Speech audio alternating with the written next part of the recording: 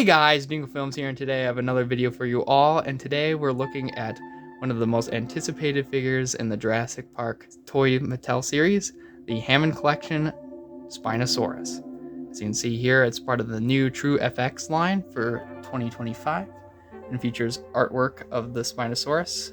Spinosaurus is looking a little sad in his box. I hope he's not broken. His head is a little free from part of the packaging. And here is the Hammond collection. Here's the back of the box, which looks incredible. In a pivotal moment of Isla Sorna, the Spinosaurus and Tyrannosaurus Rex battle for domination. As Dr. Alan Grant and others are too close for comfort, the Spinosaurus definitively defeats the Tyrannosaurus Rex and takes the primary predator position, even screening top billing in the iconic movie logo. And here's that same description and an image of the Spinosaurus. Top of the packaging looks like this. It look extra premium. And the bottom of the box is this, describing some of the safety information, recycling information as well. And here is the code here for those who are looking to find it in stores. So they changed the background to blue instead of the Hammond Amber collection colors. So here's the Spinosaurus out of the box. And I just gotta say, this is definitely one of the best looking Hammond collections, just from the paint and sculpting alone. It's got some really nice details. It's very accurate to Jurassic Park 3, which is the main thing I was hoping for. But let's take a closer look at some of these features. So, like all the Hammond collections now, they have a nice glass eye with some nice green under it. And it actually catches the light really well in comparison to most other Hammond collections. So you can see all that nice detail in there. Additionally, the teeth are inserts, and they have been for a little bit. So they look really sharp all the way over the figure. Since we're at the head now, both jaws are articulated, but this time they are ratchets, which is one of my complaints with this figure. So the jaws only snap into different positions. And this one has some quality control. But you can get it super wide, and then the tongue also articulates, which is pretty nice. Some crazy poses out of it. I'll even close this.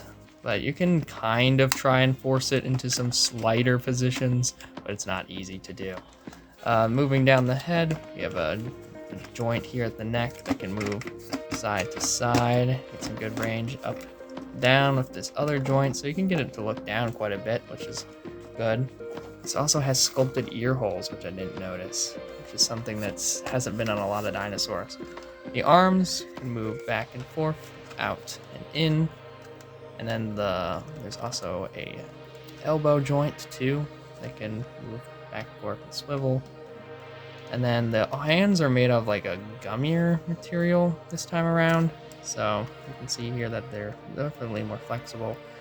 Curious to see how these will hold up over time, but you can still articulate them and get into some good poses. Same thing on the other side. You can see here the white runs down all the way to the edge until this red comes in, which goes to the end of the tail, which is super awesome. And we have the white signature stripe on the Spinosaurus on this brown plastic coloration. And the sail here looks really nice and big. It doesn't exactly have the blue patterns that you see in the film, but there definitely is some blue in here, and I think it does wonders for the sail. Overall, if someone wants to do any touch-ups to this figure, make it just 100% instead of the 99.9% that it is, it's adding some extra blue circles in here. But otherwise, then here at the legs, you have some white striping here as well, back and forth, out and in a little bit. The knee bends as well, so you can get that range of motion. Then we have one here at the ankle, swivels. You can move that back and forth a little bit, but not too much.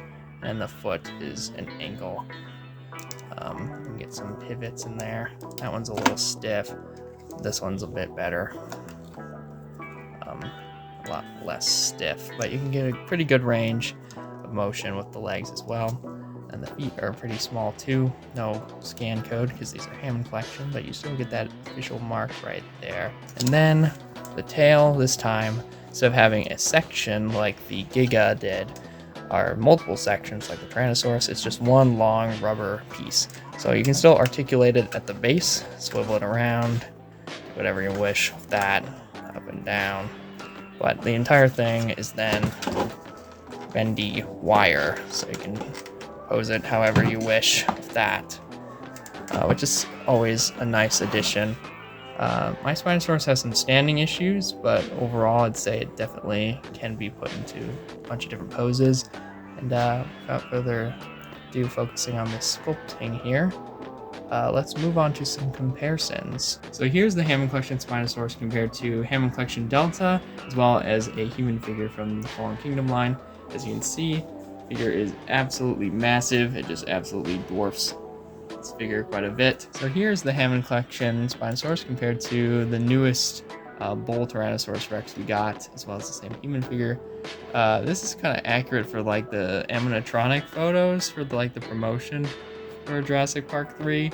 Not very accurate to the film or real life or even the universe, but it's still cool to have them scale together. Hopefully one day we get a proper and widely released Hammond Collection Bull Rex, but for now, this and the other one will have to do. So here's that Spinosaurus compared to two medium-sized Hammond Collection figures, the Jurassic Park 3 Corythosaurus and the Baryonyx. I feel like these two are also pretty accurate to their movie counterparts, but the Spinosaurus also just has more complex paint application, especially on the head.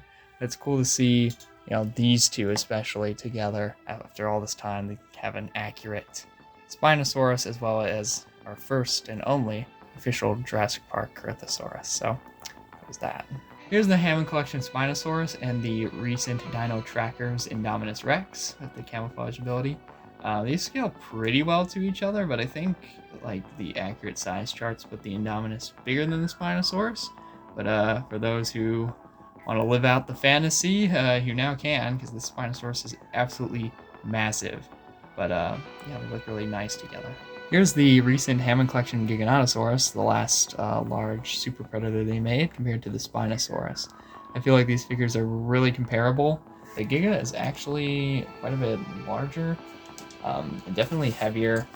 I think there's some improvements that could have been made with the Spino to make it more like the Giga, but overall I feel like they look really awesome together. They're both huge, very accurate to their movie depictions, so it's just really cool to have both of them together as well. Here is the mainline Camp Cretaceous Spinosaurus compared to the Hammond Collection Spinosaurus. So you can kind of see here that this figure aged quite a bit after the release of this one. I'd say this one's still pretty good. It's just, a little cartoony and not very accurate to the actual depiction in Camp Cretaceous or Jurassic Park 3. So it's kind of cool to see how far Mattel has progressed over the years. This thing's head is the same size as this one, but the sail is smaller. It's smaller in every single way except the feet and the head.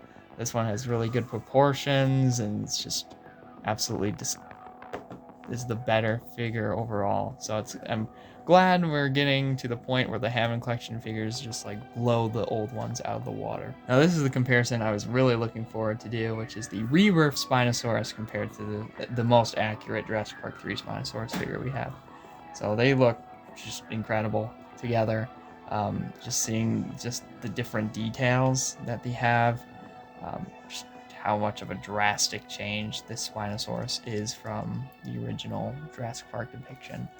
But now you can have them kill each other or be friends or both, because now you have very accurate depictions of both of them.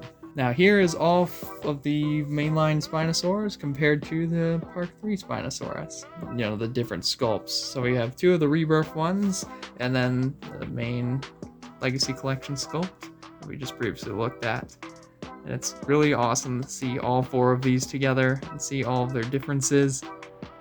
Obviously the Jurassic Park 3 one kind of stands out a bit for having so much paint compared to all the others, but you can have a huge Spinosaurus family now, which is really, really awesome. And seeing the progression of the sculpt work over time, it's just incredible. But that will be the end of this review. Thank you all for watching. The Park 3 Spinosaurus Hammond Collection is available at Target, and I'll see you all in the next video. Goodbye.